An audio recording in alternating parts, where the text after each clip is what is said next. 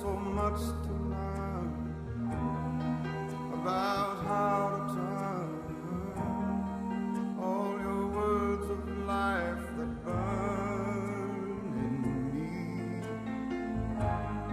into a living fountain. Deuteronomy chapter 19. When the Lord your God has cut off the nations whose land the Lord your God is giving you, and you dispossess them, and dwell in their cities and in their houses, you shall separate 3 cities for yourself in the midst of your land, which the Lord your God is giving you to possess. You shall prepare roads for yourself, and divide into 3 parts the territory of your land, which the Lord your God is giving you to inherit, that any manslayer may flee there. And this is the case of the manslayer who flees there, that he may live. Whoever kills his neighbor unintentionally, not having hated him in time past, as when a man goes to the woods with his neighbor to cut timber, and his hand swings a stroke with the axe to cut down the tree, and the head slips from the handle and strikes his neighbor, so that he dies, he shall flee to one of these cities and live, lest the avenger of blood, while his anger is hot, pursue the manslayer and overtake him, because the way is long, and kill him, though he was not deserving of death, since he had not hated the victim in time past. Therefore I command you, saying, you shall separate 3 cities for yourself. Now if the Lord your God enlarges your territory, as he swore to your fathers, and gives you the land which he promised to give to your fathers, and if you keep all these commandments and do them, which I command you today, to love the Lord your God, and to walk always in his ways, then you shall add 3 more cities for yourself besides these 3, lest innocent blood be shed in the midst of your land which the Lord your God is giving you as an inheritance, and thus guilt of bloodshed be upon you. But if anyone hates his neighbor, lies in wait for him, rises against him and strikes him mortally, so that he dies, and he flees to one of these cities, then the elders of his city shall send and bring him from there, and deliver him over to the hand of the avenger of blood, that he may die. Your eye shall not pity him, but you shall put away the guilt of innocent blood from Israel, that it may go well with you. You shall not remove your neighbor's landmark, which the men of old have set, in your inheritance, which you will inherit in the land that the Lord your God is giving you to possess. 1 witness shall not rise against a man concerning any iniquity or any sin that he commits. By the mouth of 2 or 3 witnesses the matter shall be established. If a false witness rises against any man to testify against him of wrongdoing, then both men in the controversy shall stand before the Lord, before the priests and the judges who serve in those days. And the judges shall make careful inquiry, and indeed, if the witness is a false witness, who has testified falsely against his brother, then you shall do to him as he thought to have done to his brother. So you shall put away the evil from among you. And those who remain shall hear and fear, and hereafter they shall not again commit such evil among you. Your eye shall not pity. Life shall be for life, eye for eye, tooth for tooth, hand for hand, foot for foot. Deuteronomy chapter 20. When you go out to battle against your enemies, and see horses and chariots, and people more numerous than you, do not be afraid of them, for the Lord your God is with you, who brought you up from the land of Egypt. So it shall be, when you are on the verge of battle, that the priest shall approach and speak to the people, and he shall say to them, Hear, O Israel, today you are on the verge of battle with your enemies. Do not let your heart faint. Do not be afraid, and do not tremble or be terrified because of them. For the Lord your God is he who goes with you, to fight for you against your enemies, to save you. Then the officers shall speak to the people, saying, What man is there who has built a new house and has not dedicated it? Let him go and return to his house, lest he die in the battle and another man dedicate it. Also, what man is there who has planted a vineyard and has not eaten of it? Let him go and return to his house, lest he die in the battle and another man eat of it. And what man is there who is betrothed to a woman and has not married her? Let him go and return to his house, lest he die in the battle and another man marry her.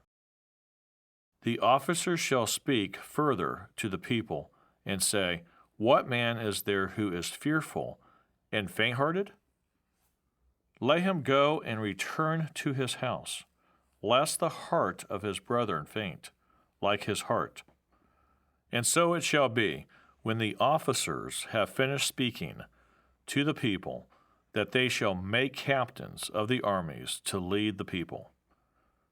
When you go near a city to fight against it, then proclaim an offer of peace to it. And it shall be that if they accept your offer of peace and open to you, then all the people who are found in it shall be placed under tribute to you and serve you. Now if the city will not make peace with you, but war against you, then you shall besiege it. And when the Lord your God delivers it into your hands, you shall strike every male in it with the edge of the sword. But the women, the little ones, the livestock, and all that is in the city, all its spoil, you shall plunder for yourself. And you shall eat the enemy's plunder, which the Lord your God gives you. Thus you shall do to all the cities which are very far from you, which are not of the cities of these nations, but the cities of these peoples, which the Lord your God gives you as an inheritance. You shall let nothing that breathes remain alive, but you shall utterly destroy them. The Hittite, and the Amorite, and the Canaanite, and the Perizzite, and the Hivite, and the Jebusite, just as the Lord your God has commanded you, lest they teach you to do according to all their abominations which they have done for their gods, and you sin against the Lord your God.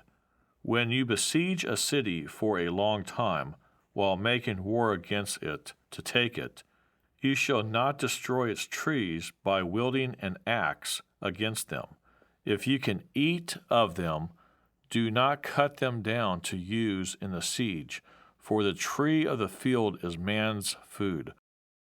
Only the trees which you know are not trees for food, you may destroy and cut down. To build siege works against the city that makes war with you, until it is subdued. Deuteronomy chapter 21. If anyone is found slain, lying in the field in the land which the Lord your God is giving you to possess, and it is not known who killed him, then your elders and your judges shall go out and measure the distance from the slain man to the surrounding cities. And it shall be that the elders of the city nearest to the slain man will take a heifer which has not been worked and which is not pulled with a yoke. The elders of that city shall bring the heifer down to a valley with flowing water, which is neither plowed nor sown. And they shall break the heifer's neck there in the valley. Then the priests, the sons of Levi, shall come nearer, for the Lord your God has chosen them to minister to him and to bless in the name of the Lord. By their word, every controversy and every assault shall be settled, and all the elders of that city nearest to the slain man shall wash their hands over the heifer whose neck was broken in the valley. Then they shall answer and say, Our hands have not shed this blood, nor have our eyes seen it. Provide atonement, O Lord, for your people Israel, whom you have redeemed, and do not lay innocent blood to the charge of your people Israel. An atonement shall be provided on their behalf for the blood. So you shall put away the guilt of innocent blood from among you when you do what is right in the sight of the Lord. When you go out to war against your enemies, and the Lord your God delivers them into your hand, and you take them captive, and you see among the captives a beautiful woman, and desire her, and would take her for your wife, then you shall bring her home to your house. And she shall shave her head and trim her nails. She shall put off the clothes of her captivity, remain in your house, and mourn her father and her mother a full month. After that you may go in to her and be her husband, and she shall be your wife. And it shall be, if you have no delight in her, then you shall set her free. But you certainly shall not sell her for money. You shall not treat her brutally, because you have humbled her. If a man has two wives, one loved and the other unloved, and they have borne him children, both the loved and the unloved, and if the firstborn son is of her who is unloved, then it shall be, on the day he bequeaths his possessions to his sons, that he must not bestow firstborn status on the son of the loved wife in preference to the son of the unloved, the true firstborn, but he shall acknowledge the son of the unloved wife as the firstborn by giving him a double portion of all that he has. For he is the beginning of his strength. The right of the firstborn is his. If a man has a stubborn and rebellious son, who will not obey the voice of his father or the voice of his mother, and who, when they have chastened him, will not heed them, then his father and his mother shall take hold of him and bring him out to the elders of his city, to the gate of his city. And they shall say to the elders of his city, This son of ours is stubborn and rebellious. He will not obey our voice. He is a glutton and a drunkard. Then all the men of his city shall stone him to death with stones. So you shall put away the evil from among you, and all Israel shall hear and fear. If a man has committed a sin deserving of death, and he is put to death, and you hang him on a tree, his body shall not remain overnight on the tree, but you shall surely bury him that day, so that you do not defile the land which the Lord your God is giving you as an inheritance. For he who is hanged is accursed of God. There's so much tonight